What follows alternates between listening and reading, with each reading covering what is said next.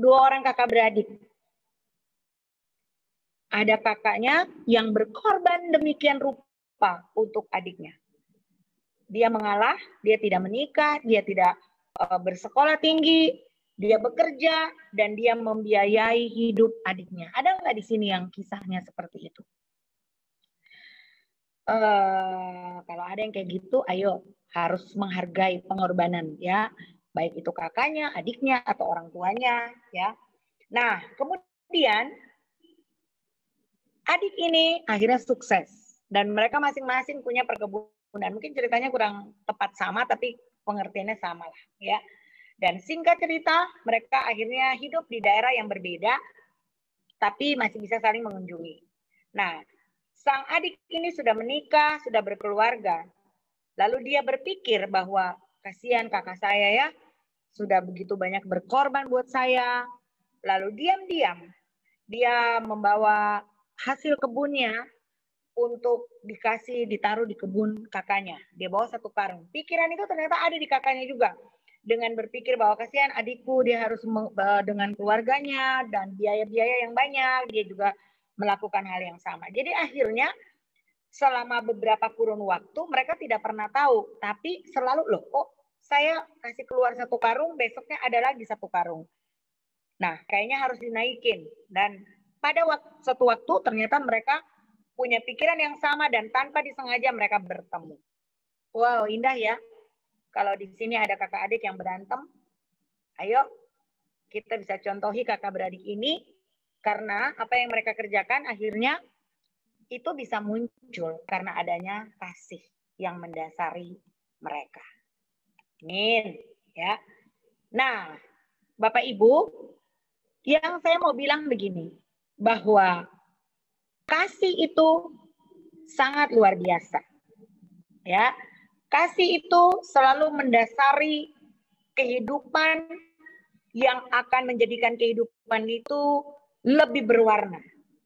Ya, betapa nggak enaknya kasih, hidup tanpa kasih ya. Yang paling terkenal tuh kisah Romeo dan Juliet. Ya, Bapak Ibu tahu nggak ceritanya?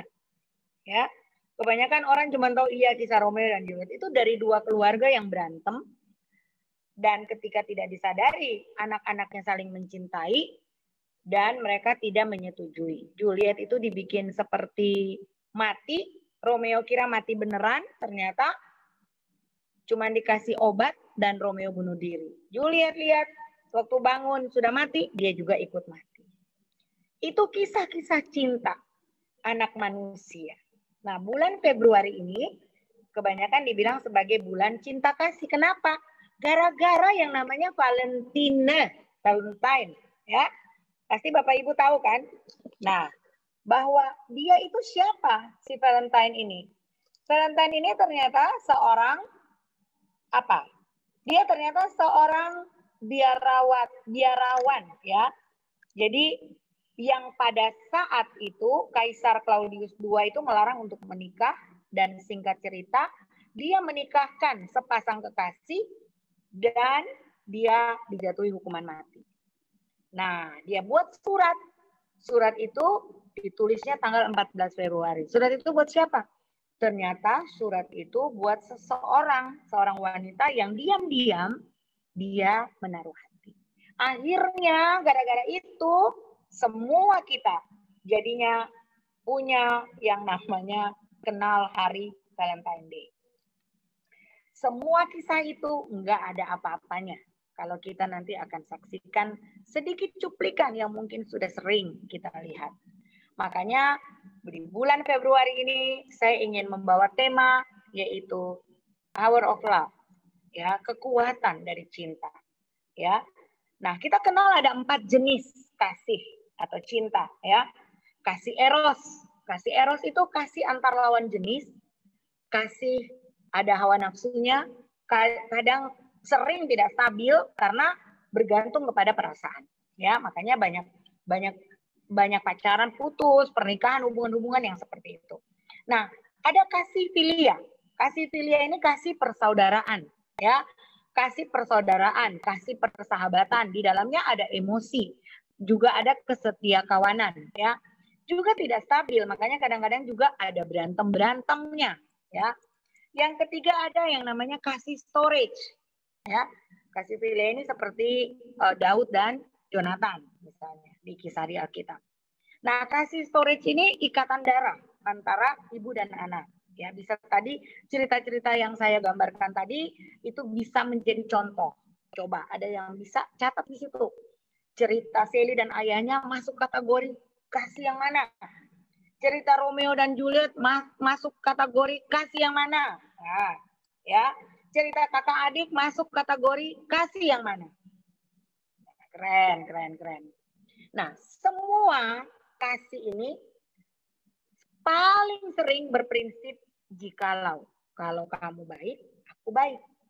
Kalau kamu begini, aku begini. Gitu ya.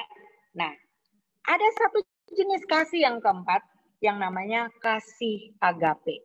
Nah, mari saya minta Lydia tolong tampilkan.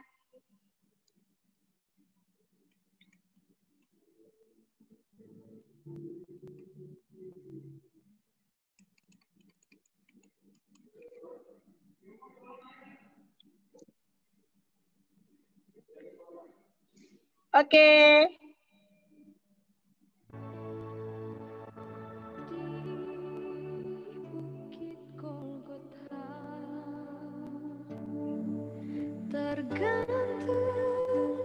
Bagaimana kita tahu siapa yang sedang kita saksikan? Kaki tangannya,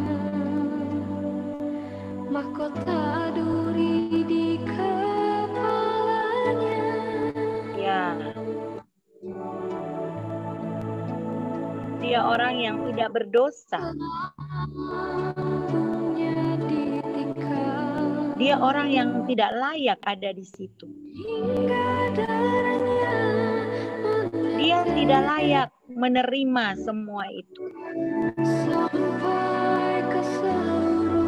Kenapa dia harus ada di sana? Kenapa dia harus menahan paku? Dia harus menahan penderitaan,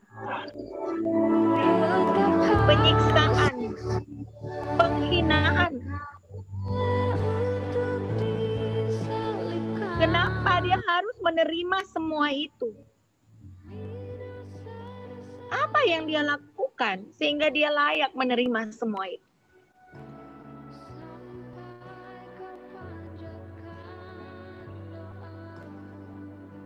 Selama dia ada di bumi, dia berjalan, dia memberitakan kabar baik, dia mengajar, dia menolong orang yang sakit, dia menyembuhkan orang yang sakit.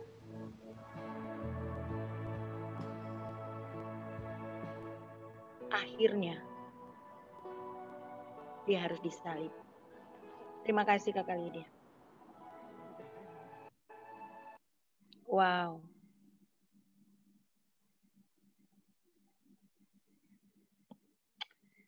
Ayo tulis terima kasih Tuhan Yesus.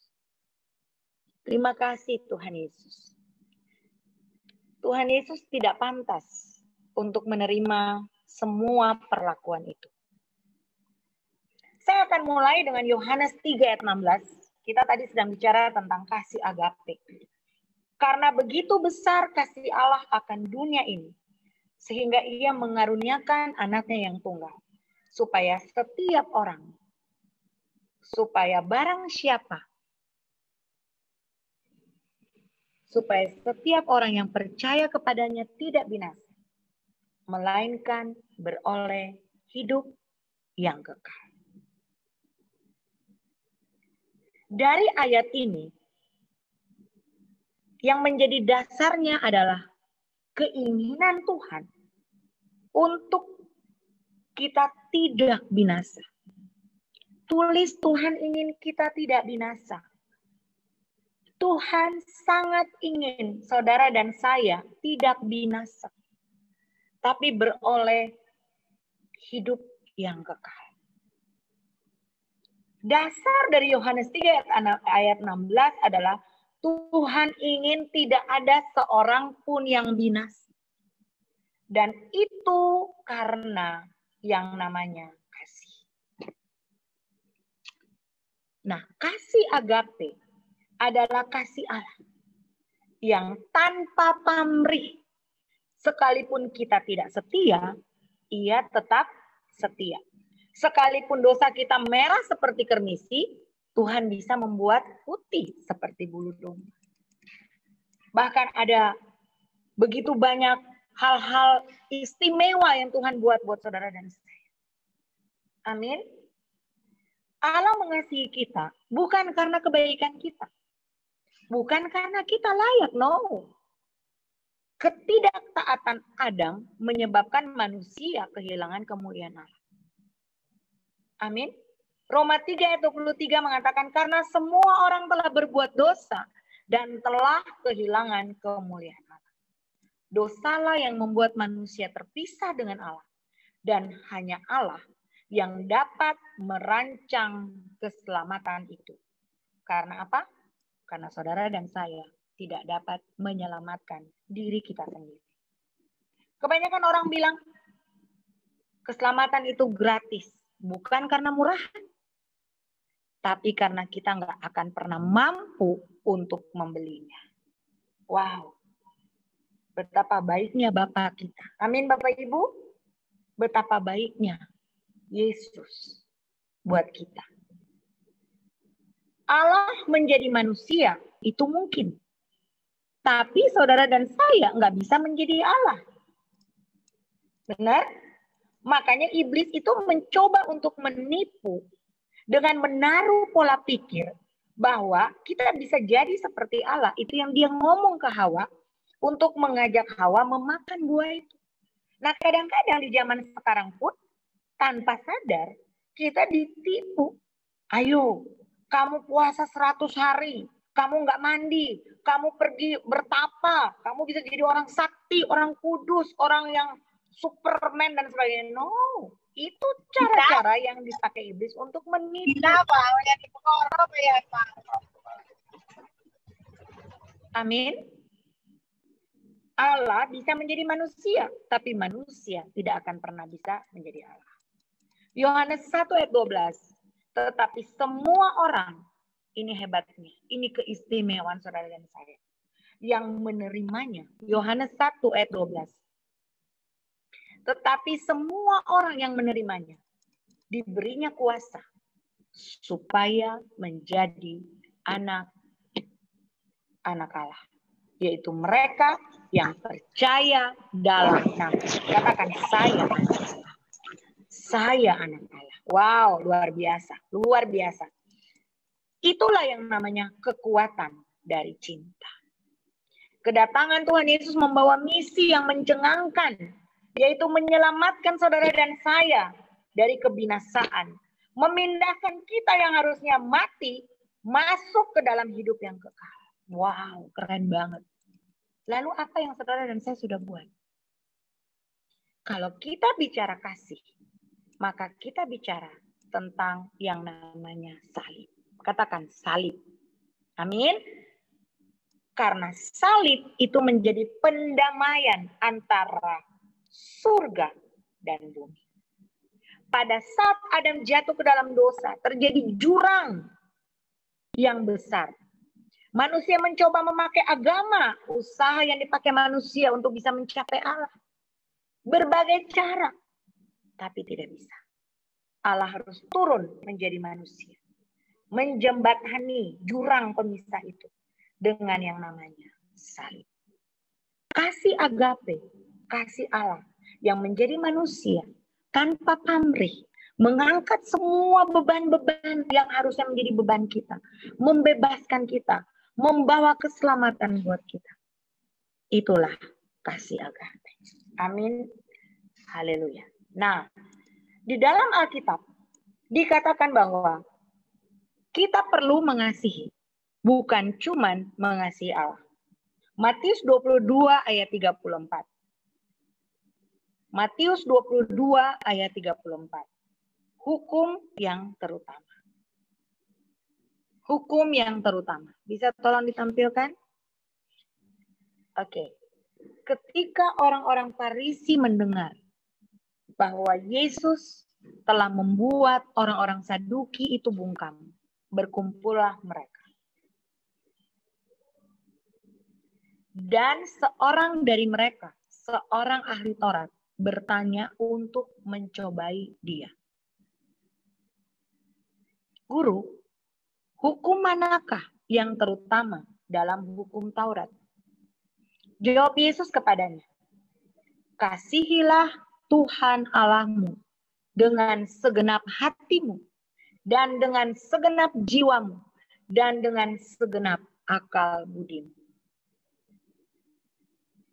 Itulah hukum yang terutama dan yang pertama. Jadi kalau ditanya hukum yang terutama dan yang pertama, itu apa? Coba, ada yang tahu? Hukum yang terutama dan yang pertama adalah kasihilah Tuhan Allahmu dengan segenap hatimu. Mari coba kita mikir. Bicara tentang segenap hati, berarti seluruh hati. Berarti hati kita tuh udah nggak ada bagian yang lain lagi daripada mengasihi Tuhan. Kemudian setelah dengan segenap hati, yang berikutnya adalah mana ini multimedia? Setelah dengan segenap hati, dengan segenap jiwa. Jiwa bicara tentang pikiran, perasaan, dan kehendak. Pikirannya tentang Allah, perasaannya tentang Allah, kehendaknya tentang Allah. Dengan segenap akal budi. Wow. Pertanyaannya, sekian lama saudara dan saya menerima kasih yang unbelievable tadi. Yang luar biasa, yang nggak dapat dipercaya, yang aneh, yang ajaib, kasih yang gila seperti itu. Sudahkah kita melakukan hukum ini? Mengasihi Tuhan Allah dengan segenap hati, dengan segenap jiwa, dan dengan segenap akal budi.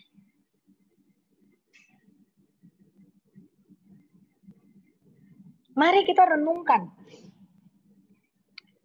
Mari kita renungkan. Yang kita harus tahu adalah kasih adalah identitas orang Kristen. Kasih adalah identitas orang percaya. Tulis, kasih adalah identitas saya. Kasih adalah identitas saya. Kenapa? Karena Tuhan Yesus itu kasih. Amin. Ya. Tuhan Yesus itu kasih.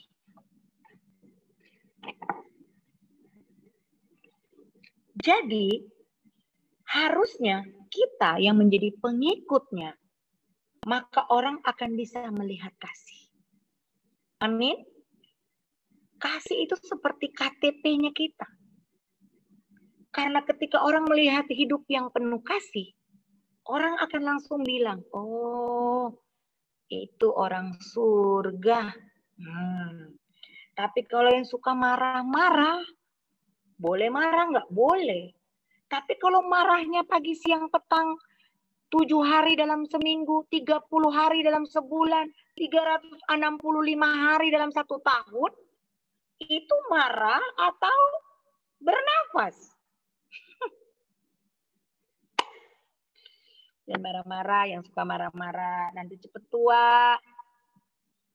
Nggak perlu pakai obat-obat bikin muka kenceng. Hati gembira adalah obat yang manjur. Oke? Sakit encok, sakit pinggang, sakit sampai yang berat-berat.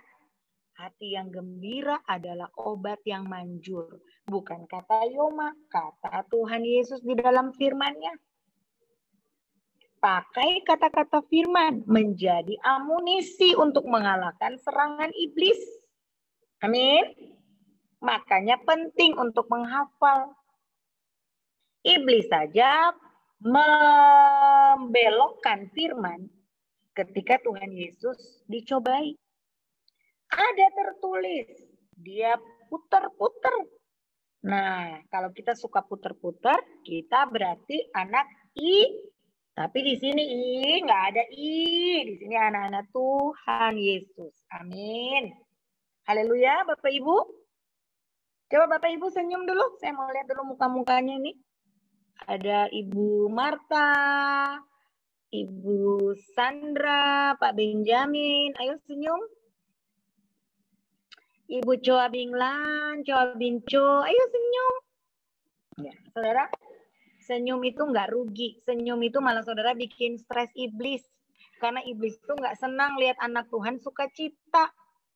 Jadi kalau kita sukacita, dia stres. Dia rencana mau ganggu-ganggu, dia jadi terganggu dengan senyuman saudara dan saya. Sukacita, hati yang gembira adalah obat yang manjur.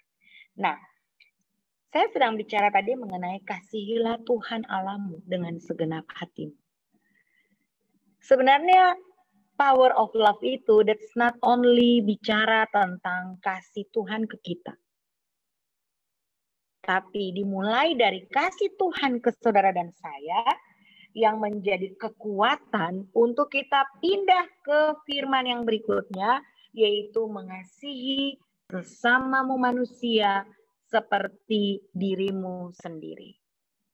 Siapa sesama manusia kita? Lihat aja di kiri dan kanan. Lihat aja di pintu depan rumah. Ya. Lihat aja ke saudara-saudara. Itulah sesama manusia. Kadang-kadang kita lebih repot duduk berdoa hanya pikir Tuhan. Tidak ada yang salah. Tapi Tuhan itu mengatakan bahwa kita harus sama dengan mengasihi Tuhan, yaitu mengasihi sesama manusia. Bisa tolong ditampilkan firman-Nya. Ya. Jadi di dalam Matius 22 ayat 34, tolong ditampilkan Lydia, dikatakan mengenai hukum yang terutama, tapi Tuhan juga menggarisbawahi mengenai kasihilah sesamamu manusia. Kasihilah sesamamu manusia. Hukum yang kedua yang sama dengan itu. Jadi sama, balance, equal antara mengasihi Tuhan dan mengasihi sesama. Bapak Ibu, jangan gara-gara Bapak Ibu nggak mengampuni, Bapak Ibu nggak masuk surga. Karena apa? Karena pengampunan itu dibikin sama. Tuhan mengampuni kita dengan kita mengampuni sesama. Jangan loh gara-gara kita nggak suka, kita iri, kita dendam kusumat, terus terserah deh, sampai mati deh. Itu bodoh. Karena apa? Karena neraka itu ada. Dan sakitnya itu sangat sakit selama-lamanya. Jangan konyol. Setuju nggak? Jadi kalau ada hal-hal yang Tuhan bilang jangan, ya jangan. Hukum yang kedua, yang sama dengan itu, ialah kasihilah sesamamu manusia. Seperti dirimu sendiri. Dan yang paling harus menjadi dasar saudara dan saya, itu ada di dalam Matius 7 ayat 12. Tolong ini diingat. Karena ini menjadi dasar. Dasar menjadi apa ya? Menjadi dasar, menjadi sesuatu yang penting untuk kita lakukan. Untuk kita bertindak. Apapun yang kita mau lakukan, kita harus ingat ini. Matius 7 ayat 12. Seringkali kita itu menjadi orang yang mau-maunya gue. Ya. Nah, saudara lihat ini yang Tuhan ajarkan. Segala sesuatu yang kamu kehendaki supaya orang perbuat kepadamu, perbuatlah demikian. Mau apa? Mau dihargai orang? Hargai orang. Mau disenyumin sama tetangga? Senyum duluan aja. Mau supaya orang murah hati aja dulu. Karena dibilang begini, segala sesuatu yang kamu kehendaki, baru mau orang perbuat. Disuruh siapa duluan? Berbuat dulu ke mereka. Makanya ada istilah begini, nggak usah deh macam-macam mau rubah dunia ini. Rubah dulu dirimu, rubah dulu keadaan, pikiran. Karena dengan kamu merubah dirimu, maka semuanya jadi berubah. Betul nggak? Dan lihat di sini, itulah isi seluruh hukum Taurat dan kitab para nabi.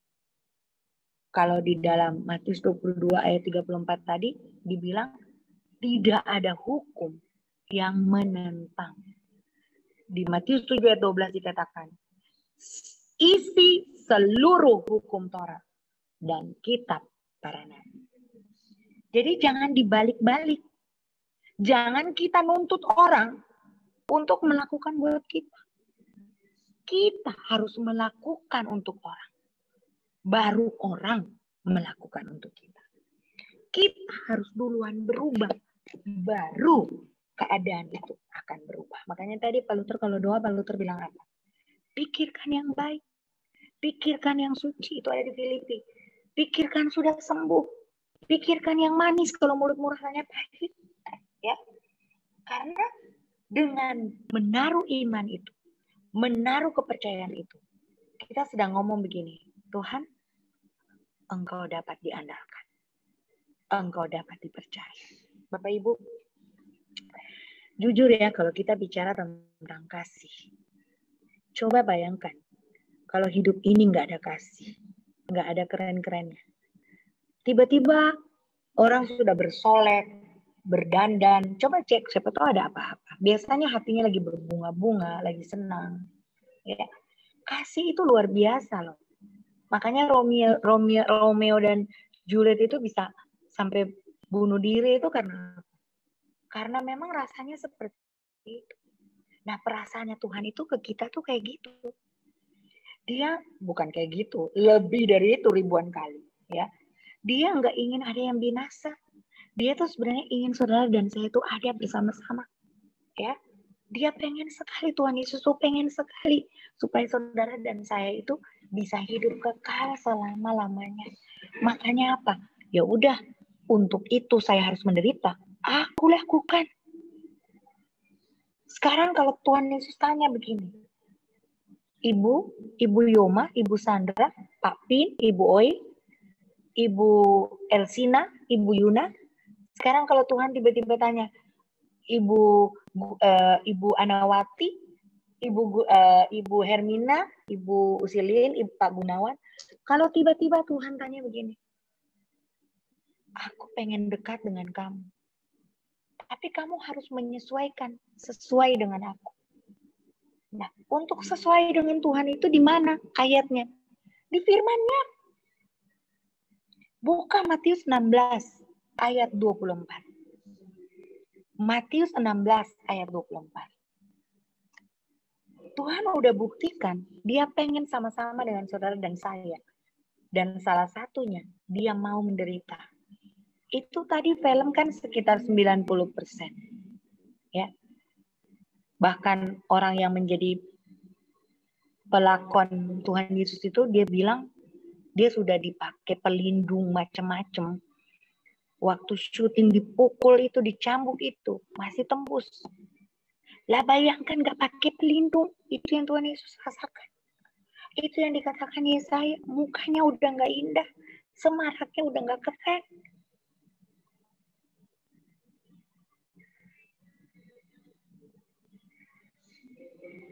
Tapi dia mau buat itu untuk kita.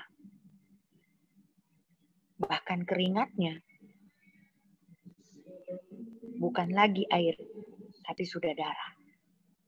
Ada begitu banyak pembuluh darah yang pecah. Harusnya, ini yang saya mau bilang, harusnya. Karena ingat Tuhan Yesus itu manusia juga, manusia biasa juga. Apa yang terjadi dengan Tuhan Yesus? Harusnya Tuhan Yesus nggak sanggup loh. Harusnya Tuhan Yesus nggak sanggup. Pasti udah pingsan. dengan darah yang keluar segitu banyak. Tapi itu yang sering saudara mungkin sudah dengar ribuan khotbah yang ngomong tentang zat endorfin. Itu sebuah zat yang keluar akibat dari kasih di dalam hati. Makanya seorang ibu yang melahirkan rasanya udah kaki sebelah di dunia, orang mati sebelah di dunia. Tapi dia tetap kuat, kenapa? Karena kasihnya kepada anak yang akan dilahirkan. Amin. Dan saudara tahu nggak? Salah satu tanda yang akan terjadi di akhir zaman ini. Manusia kehilangan kasih. Hati-hati. Kita harus hati-hati. Saya kadang-kadang merasa begini. Iya ya. Kadang-kadang rasa jenuh. Kadang-kadang rasa bosan. Terus saya ngomong begini. Wow. Ini kalau diikutin. Saya akan jadi manusia akhir zaman. Benar loh saudara. Kita jangan main-main. Seandainya kita bisa dibukakan mata melihat iblis sedang tarik-menarik anak-anak Tuhan sebanyak-banyaknya. Dia akan berusaha supaya semua orang pergi ke neraka. Jangan buat Tuhan punya semua yang dia lakukan itu sia-sia. Karena akhirnya saudara lebih ikut si iblis. Amin. Dia ingin bersama-sama dengan kita. Matius 16 ayat 24. Saya mau bilang bahwa kalau bicara tentang kasih, semua orang Kristen, orang percaya, itu mereka sudah paling hafal itu yang namanya 1 Korintus 13. Kasih itu bla, kasih itu blue, kasih itu blo, bla, blu, bla, blu, blo. Tapi saya mau menyoroti dari sisi yang lain. Dan saya berharap ini bisa dimengerti. Matius 16 ayat 24. Lalu Yesus berkata kepada murid-muridnya, setiap orang yang mau mengikut aku. Saudara tahu kenapa Tuhan Yesus mau mati? Kenapa Tuhan Yesus mau menderita? Yohanes 3 ayat 16. Nggak ada yang binasa. Supaya kita semua hidup kekal. Berarti kalau kita mau sama-sama dengan Tuhan, berarti itu sama dengan kita mau mengikut Tuhan. Maka ada 3 hal yang kita harus lakukan. Yang pertama apa? Menyangkal diri. Saudara, saya mau bilang bahwa level kekristenan seorang pengantin Kristus harus sampai level ini. Tulis menyangkal diri. Kita bahas satu persatu. Ini enggak mudah kalau saudara masih egois. Ini enggak mudah kalau saudara cuma mikir diri sendiri. Ini enggak mudah kalau yang saudara cuma ngomongin sakit. Sakit tuh di sini. Ini enggak mudah kalau saudara cuma komplain, bersungut-sungut, menyalahkan orang, kecewa, protes sama Tuhan.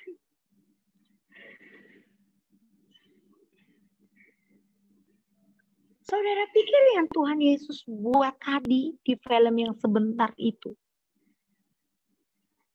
bukan menyangkal diri.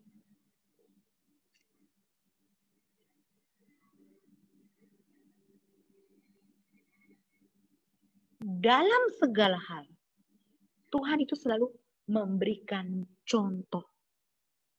Setuju? Tuhan selalu memberikan teladan. Dia nggak pernah ngomong gini, berdoa lu, terus dia nggak berdoa. Saya kadang-kadang masih begitu. Pendeta-pendeta kadang-kadang masih begitu.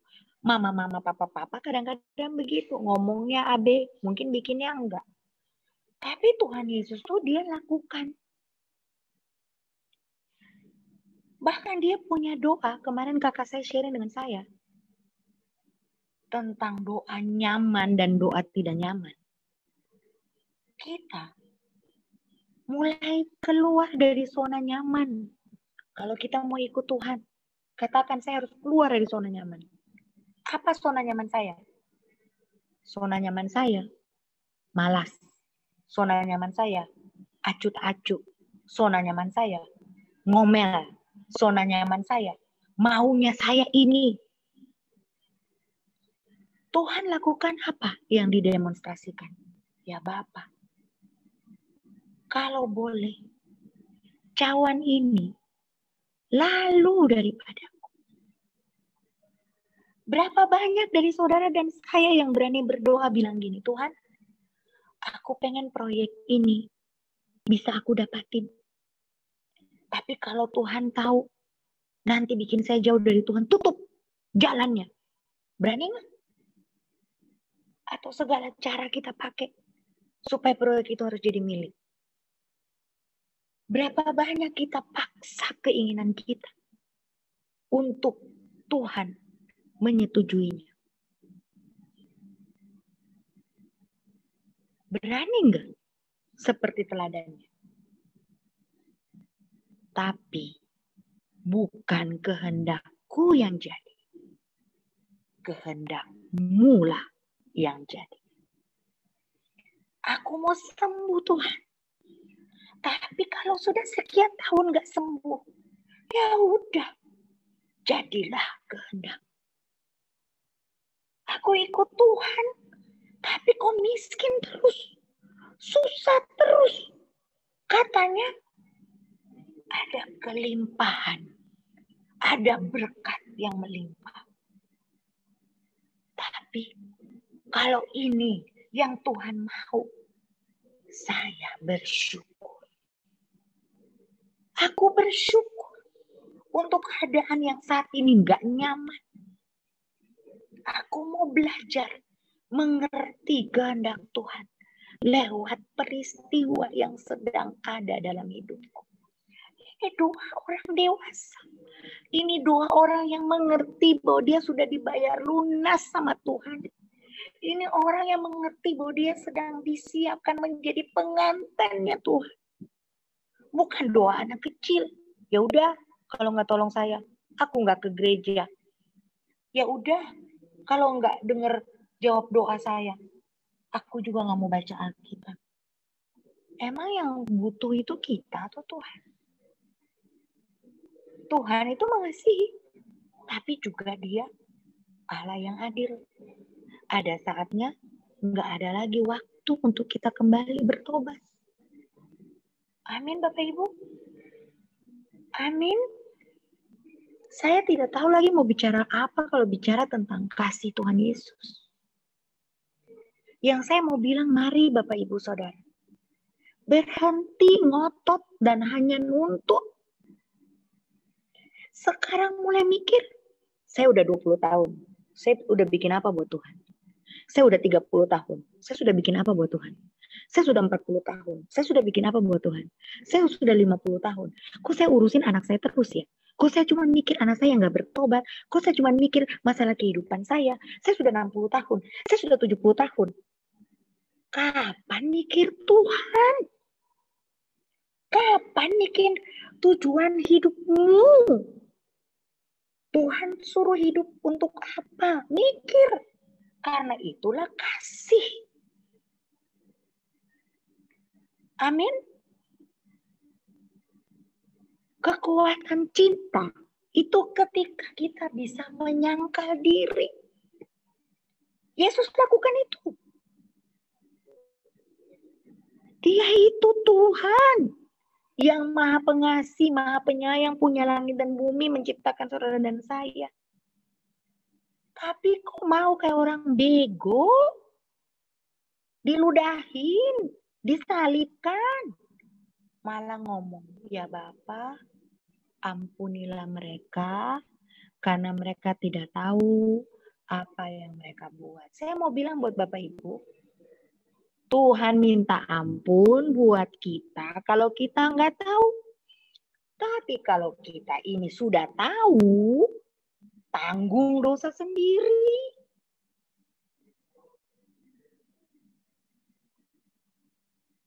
Amin. Kita udah tahu.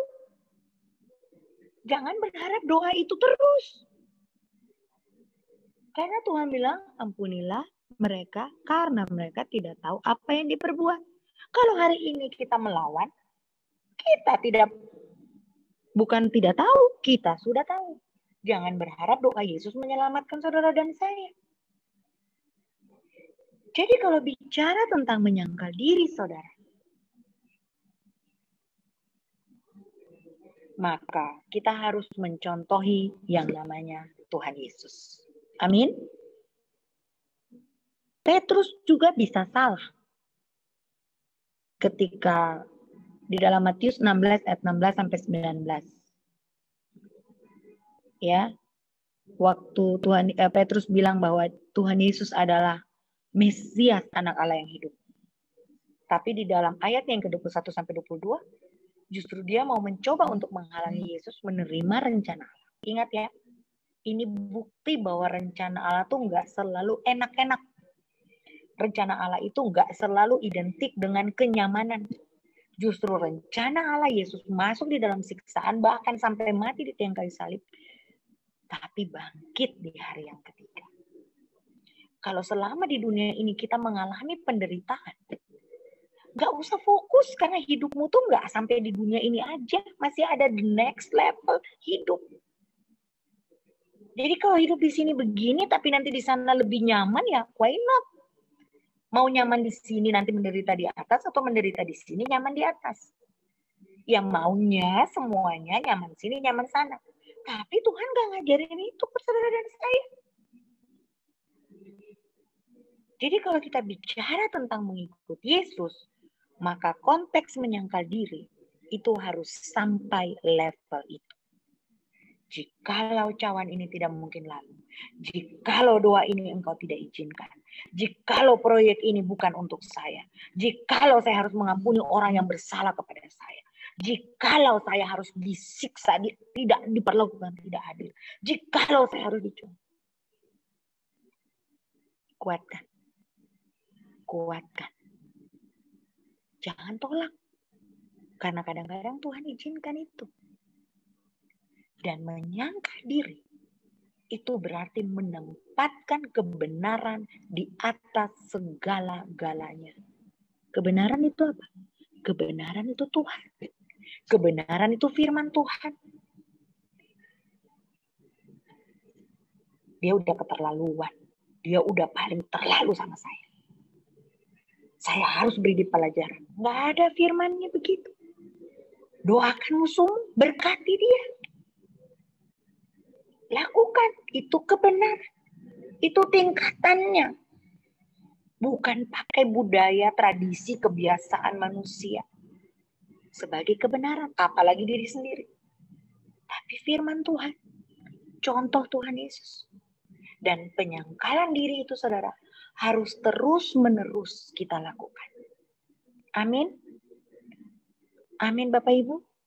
Mau kita belajar? Sehingga seperti dalam Mazmur 119 ayat 35. Biarlah aku hidup menurut petunjuk perintah-perintahmu. Kalimat lanjutannya paling keren. Sebab aku menyukainya. Wow. Biarlah aku hidup, bilang amin. Kalau Anda menyukai hidup menurut petunjuk Tuhan. Kalau Anda menyukai hidup menurut petunjuk Tuhan. Wow. Menyangkal diri. Itu menjadi sebuah power of love. Yang kita bisa buat untuk Tuhan kita. Nah, hal yang kedua, saudara. Hal yang kedua adalah apa? Memikul salib. Wow, ini saudara. Kalau kita bicara memikul salib itu berat. Betul nggak? Ya. Pikul salib itu berat. Yang penting jangan palsu salibnya. Kalau zaman sekarang, salibnya tuh ringan. Karena cuma dibuat kalung-kalungan, ya. Ya. Saya tadi nggak sempat nyari video cuplikan pendeknya. Ketika ada cerita tentang ada seseorang, ada beberapa orang Bagus sekali sebenarnya filmnya. Ada beberapa orang yang mereka dikasih kayu yang panjang dan dipikul, ya. Lalu sambil berjalan, badai, angin, hujan. Terus ada satu yang dia langsung gini, aduh, ini kayunya terlalu berat. Lalu dia berdiri, dia berhenti, lalu dia potong salibnya. Ada yang pernah nonton itu? Dia potong salibnya, dia potong kayunya yang panjang itu. Jadi mereka bawa salib, bawa kayu. 2 orang. Lalu yang satu bilang, aduh ini kepanjangan nih. Dia berhenti, lalu dia pendekin, dia potong. Yang satu tetap bawa dengan panjang dan berat itu. Dan tiba-tiba di depannya ada sebuah jurang yang besar. Apa yang terjadi? Yang bawa panjang itu, dia tinggal taruh kayunya, itu nyampe ke seberang, dan dia tinggal jalan di atasnya. Bagaimana dengan yang kedua? Dia sudah potong. Dia udah nggak bisa tutupin jurang untuk dia jalan. Apa artinya? Ada berapa banyak dari saudara dan saya ketika masalah datang, kita mencoba mempercepat prosesnya dengan cara-cara kita. Kita coba pakai pikirannya kita. Kita coba pakai kepintarannya kita. Padahal harusnya apa? Harusnya kita cari Tuhan. Kita duduk di kakinya, kita tanya, Tuhan, apa yang aku harus lakukan? Saya ini orang yang paling banyak konyol mengambil keputusan. Konyol. Coba untuk cepat-cepat mau selesaikan. Ada satu waktu, saya punya cerita. Dan saya selalu berusaha untuk bercerita, untuk saya mengingat. Satu waktu, saya mau mengantar anak saya berangkat. Ya. Nah, saya single parent dan saya punya tipe itu agak kurang bagus, jadi jangan ditiru. Tapi kan setiap waktu kita bisa bertobat dan berubah. Ya. Jadi tidak pernah yang namanya menabung. Sekarang sudah menabung ya, sudah ajak juga ada beberapa ibu di sini yang akhirnya ikut menabung ya.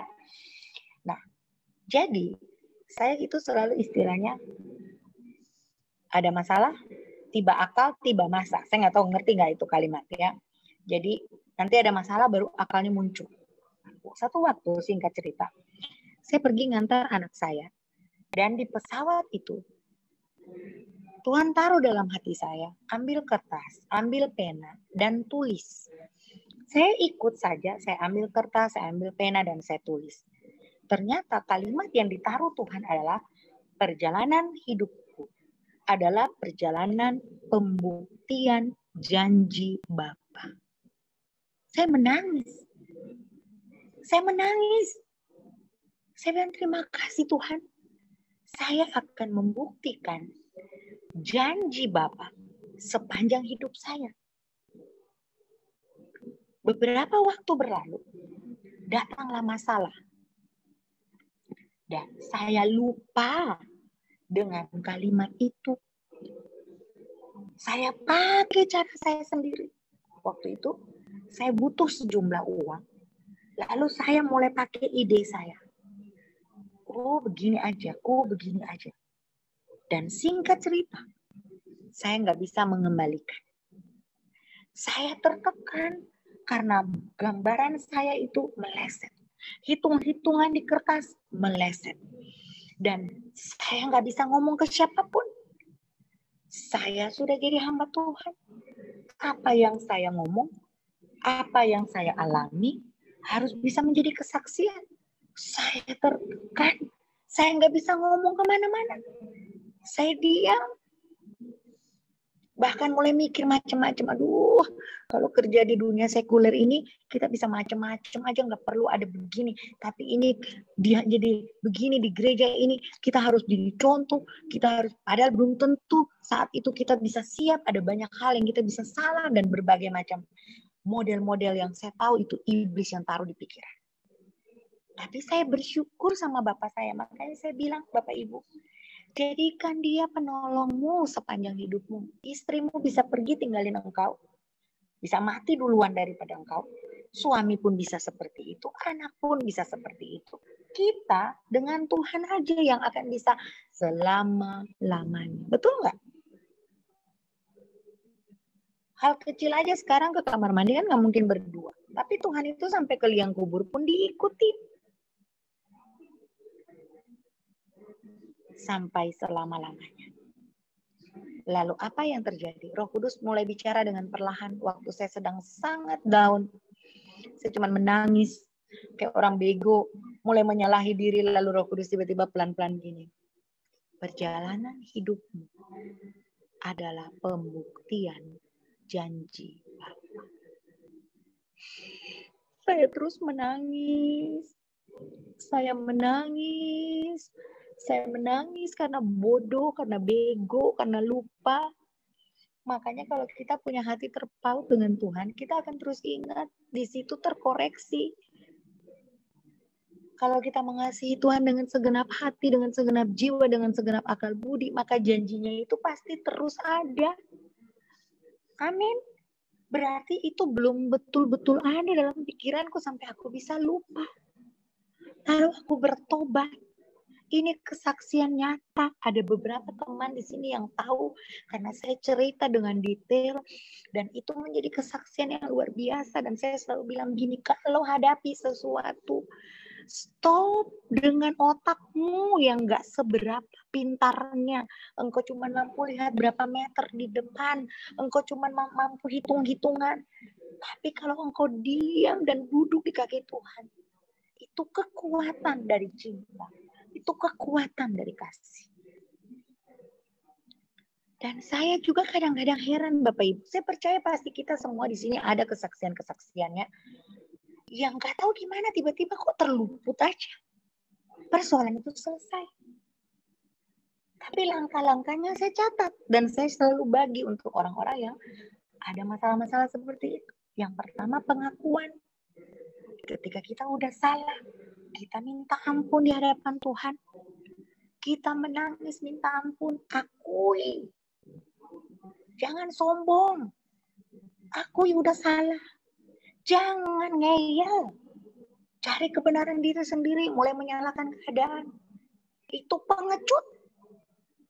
Jangan jadi pengecut. Tuhan aja didatangin sama orang-orang banyak. Dia pengecut nggak? Kagak. Keren banget loh. Petrus ini telinganya diangkat lagi sambung. Keren banget Bapak gua itu. Bapak kita. Amin. Akui. Lalu mulai bilang, aku tunggu engkau berbicara. Tunggu Tuhan yang kerja. Jangan lari. Hadapin. Kalau udah terlanjur berhutang, tukang tagih datang, hadapin. Jangan ngumpet.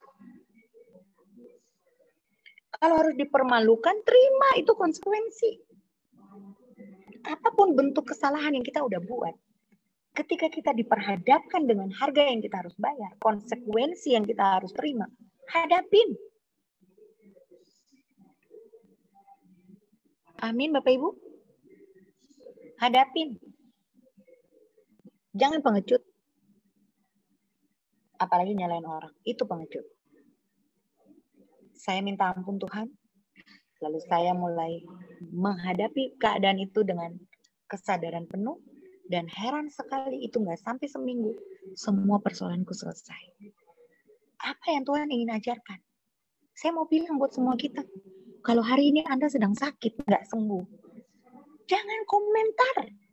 Tuhan lagi mau ngajarin sesuatu. Lewat sakit itu. Aduh. Tapi ini udah bertahun-tahun. Menderita. Jangan komplain. Bersyukur. Pasti ada tujuan Tuhan. Kalau hari ini hidupmu udah lari jauh. Balik. Kembali. Masih ingat? Kisah anak yang terhilang? Bapaknya nunggu. Kembali. Kembali sebelum menyesal, kembali sebelum mati, kembali sebelum celaka, kembali sebelum penyakit kena, kembali sebelum berbagai macam yang iblis akan pakai usaha supaya kita nggak kembali. Ingat, yang selalu mau menghalangi saudara dan saya balik kepada Bapa, itu si jahat. Karena dia ingin kita binasa. Saudara nggak mungkin duduk di tempat lalu tiba-tiba saudara berpindah karena Tuhan angkat saudara untuk balik ke sana. Saudara harus bergerak. Tuhan udah kasih saudara kaki, kemauan, keinginan, kehendak. Itulah yang Tuhan kasih, yang membedakan saudara dengan saya, dengan meja, yang membedakan dengan yang lain, yaitu free will kita. Itu sebuah kehormatan, itu sebuah bentuk kepercayaan Tuhan untuk saudara dan saya. So pilih yang benar. Kalau udah salah pilih, balik. Jangan bertahan di pilihan yang salah itu. Amin. Kekuatan dari kasih itu adalah yang kedua, memikul salib. Jangan pendekin salibmu. Pada saat badai datang, saudara nggak bisa nyebrang jurang itu. Jangan cepat-cepat seperti yang saya bilang tadi. Saya pakai pola pikir saya. Akhirnya apa? Gagal. Apa yang sekarang sedang saudara hadapi? Kalau itu salib yang Tuhan izinkan, mulai mikir begini. Roma 8 ayat 28. Allah turut bekerja dalam segala sesuatu untuk mendatangkan kebaikan bagi yang mengasihi Dia.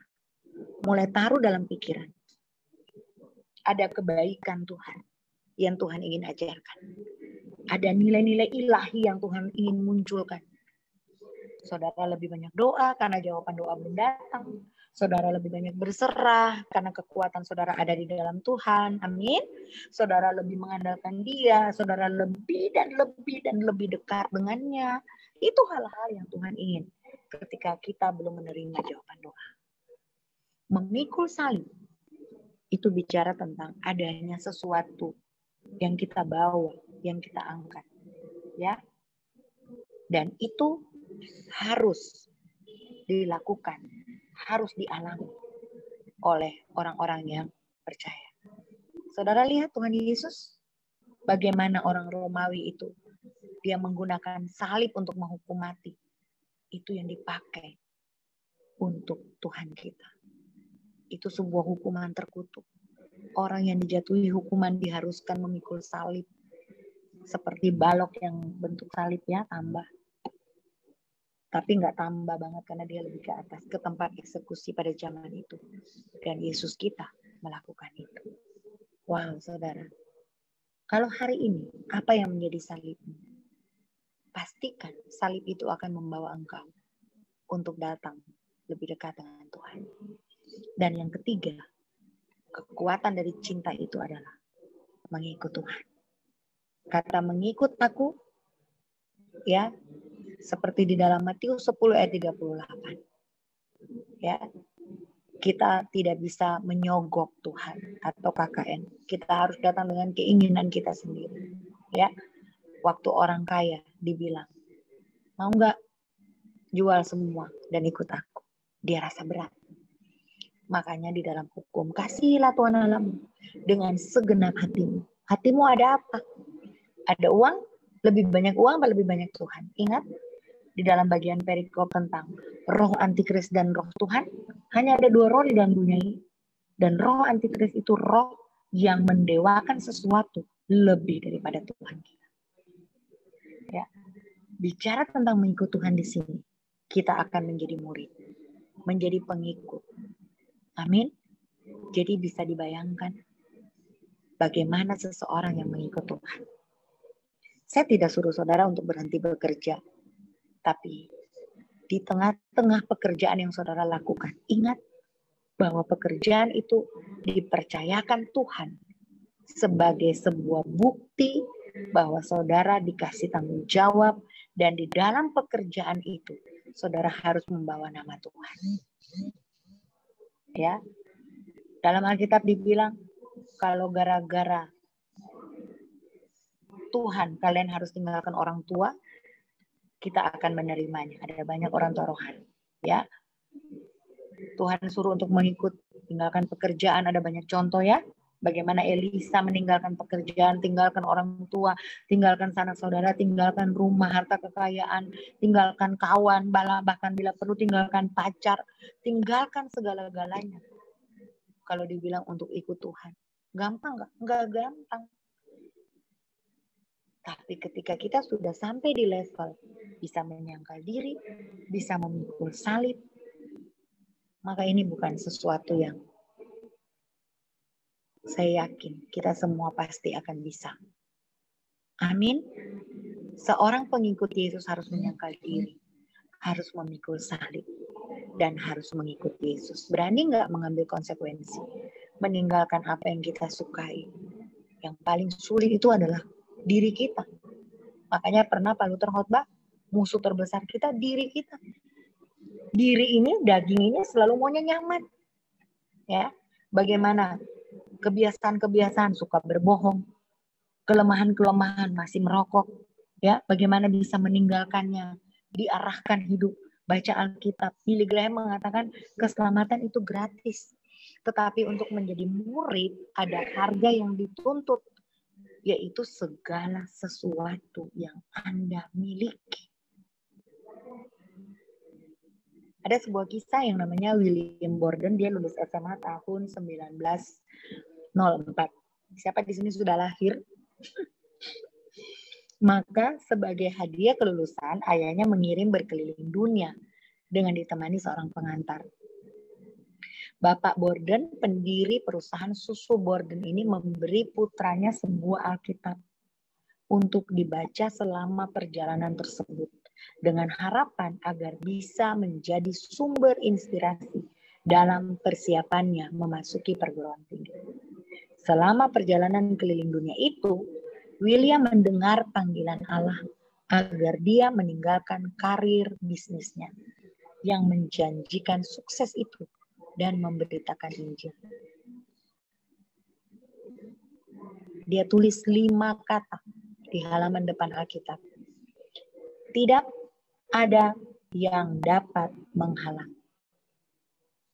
Bisa nggak, saudara? Kalau hari ini Tuhan bilang, aku mau kamu. Aku mau kamu lebih dekat dengan aku. Aku mau kamu membuat aku menjadi yang terutama dalam hidup. Aku mau kamu menjadikan aku hobimu. Aku mau kamu menjadikan aku yang akan menuntunmu dalam hidupmu. Memutuskan hal-hal yang penting dalam hidupmu. Apa jawab saudara? Aku mau kamu melayani. Lalu ceritanya William ini kemudian dia masuk Universitas Yale di Maba. Ia sangat terpengaruh dengan Samuel Zwemer untuk memikirkan orang-orang yang belum percaya Yesus. Ini kisah orang-orang yang dipakai Tuhan di eranya mereka. Ya, menjadi history maker. William merasa bahwa Allah memanggil dia untuk bekerja di antara orang-orang yang di Cina. Dan saudara tahu, ia mengatakan kepada keluarga, ia tidak akan kembali ke bisnis keluarga. Padahal dia dikirim itu dengan tujuan untuk kembali membesarkan bisnis keluarga. Sebaliknya, ia mau mengabdikan hidupnya untuk menjangkau jiwa-jiwa bagi Kristus. Dan ia tambah 4 kata lagi di Alkitab. Tadi masih ingat 5 katanya? Tidak ada yang dapat menghalangi. Coba saudara tulis. Lalu dia tulis lagi 4 kata. Tidak ada kata mundur. Setelah menyelesaikan studinya di Universitas Yale dan di seminari, William tiba di Mesir untuk belajar bahasa Arab. Dalam waktu setahun setelah kedatangannya, ia terkena radang selaput otak dan meninggal tidak lama setelah berumur 26 tahun. Ibunya pergi ke Mesir untuk mengumpulkan barang-barang pribadinya. Wow, saudara, ada orang-orang yang kayak gini. Kita kadang-kadang baru ngalamin sedikit penderitaan aja, kita udah besar-besarin banget ya hidup ini nih. Salah satu diantaranya ialah Alkitab. Apa kira-kira rasa kalau itu anak saya, anak kita, yang memilih ikut Tuhan, melupakan mimpi keluarganya, tapi meninggal di usia 26 tahun. Apa kita mau bilang Tuhan gak adil? Apa kita mau protes? Dan ibunya pergi. Ambil barang-barangnya, di situ ada Alkitab. Dan saudara tahu, ada 3 tambahan kata yang tertulis. Dan itu ditulis waktu dia sedang sakit. 3 kata itu adalah tidak ada penyesalan.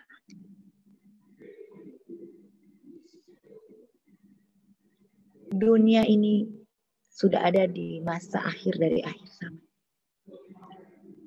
Harus ada satu generasi. Kita adalah generasi akhir zaman. Orang-orang yang berani punya moto. Tidak ada yang dapat menghalangi kita. Tidak ada kata mundur. Dan tidak ada penyesalan. Amin Bapak Ibu. Bapak Ibu mau bahwa di masa akhir ini kita menjadi orang-orang yang pantas untuk akhirnya menjadi mempelai Tuhan.